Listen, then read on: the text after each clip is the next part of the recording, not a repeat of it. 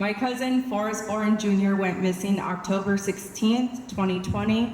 This grandfather is fighting like hell for justice on my granddaughter.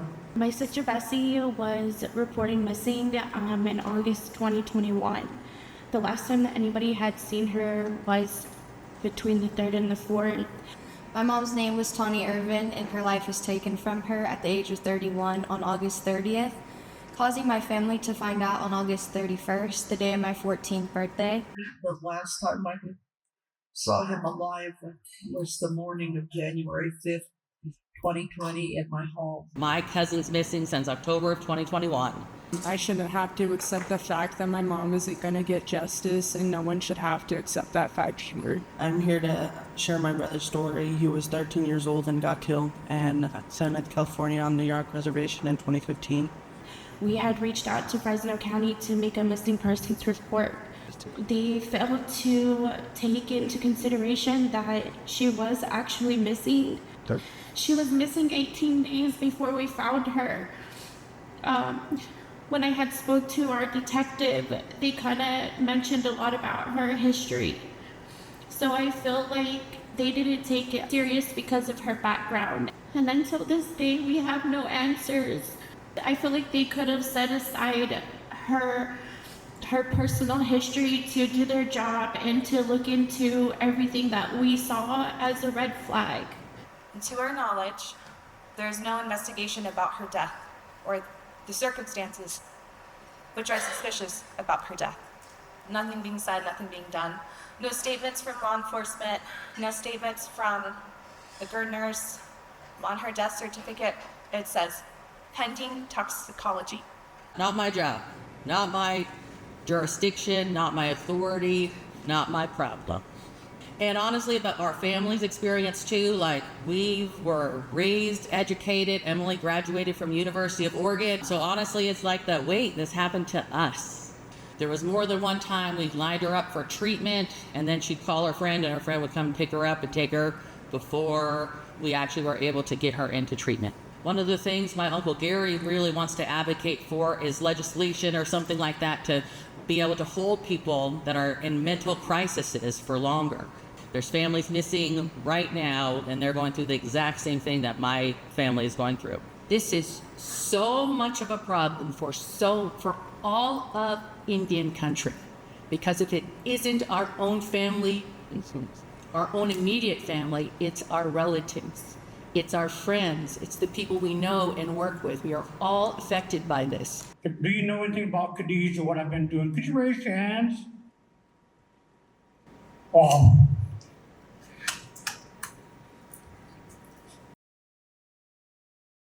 The granddaughter, a lot of things, she was a lot of things, but she didn't have to be murdered and missing yet. But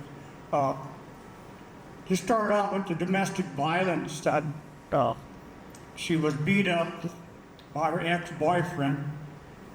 He beat her up in his grandmother's yard, threatened to kill her in front of a witness. When things happen like this, my family, we didn't document time, we didn't document what happened. Everything that happened, we had our faith in the sheriff's department. We figured it was their job to do everything right, but that didn't happen. I got to hold these people accountable from day one, and the only way I can do that is with everybody's help.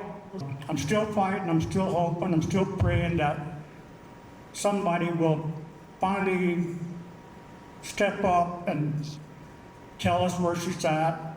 So I'd like to take a stand against my disease, to let all in this room know that we do recover.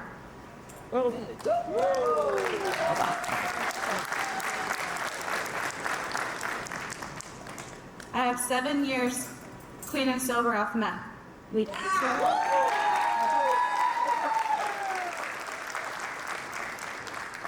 Francis Dutch. I have 13 months clean of alcohol. We see you and we hear you, and we love you.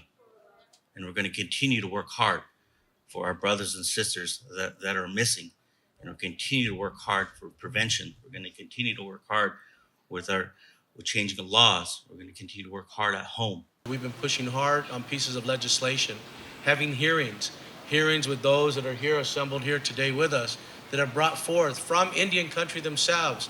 It's time that we start to turn the pendulum back around. It's time that the state legislature listens to the voices of California's first people. We're going to educate, bring awareness and action to our community. I may not have all the answers, but somebody else out here does. And when we put all of our tools and all of our gifts in one basket, it's going to be good for our community. And I think that's the only thing that's really going to be that answer. And this is not something that we're going to fix tomorrow. I want to extend a big thank you to the Yurok tribe for putting together the 3rd Annual MMIP Summit. It's a really amazing event over the past 3 years to bring awareness to this important issue. So I want to acknowledge Yurok for that. Thank you. I also want to thank the Paula Band for hosting. I truly believe that in order to create change, we all have to do our part, whether that's big or small. Sometimes some folks have to take the lead on certain issues while others support them.